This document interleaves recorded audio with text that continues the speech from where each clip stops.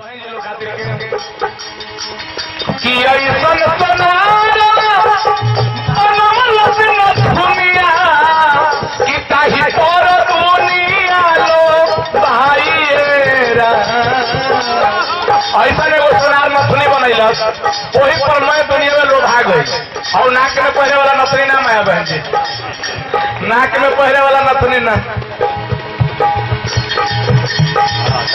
कि नथुनी दिया यार ने तो चर्चा बारंबार, और नाक दिया इस दातार में तो इसको दिया विसार। तो जो नकिया दे लेबा कौन नथुनी हई नथुनी जो शरीरिया बना लेबा। एक शरीरिया कैसन बनेल ये सोनार सतगुरु निरंकार, यही पर मैं दुनिया लो भाई ऐसन सोनार बनवलस नथुनिया कि ताही पर दुनिया लो भाईरा।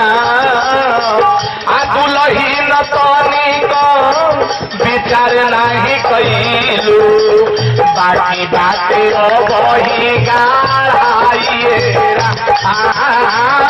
दुलही नतनी को अरे तोहार गाना पहला तो गढ़ाई देवे के न पड़ेला, गढ़ाई हमनियों के देवे के बाद 3 गो चीज देवे के बाद। काम गोरखपुर में मुखी जी कहते हैं कि डूबते को 3 का सहारा, 3 का सहारा हो तो जल आदमी के पानी में डूबत रही, 3 का बहल जाता ऊपर सहारा, ऊपर ना डूबते को 3 का सहारा है, 3 का सहारा।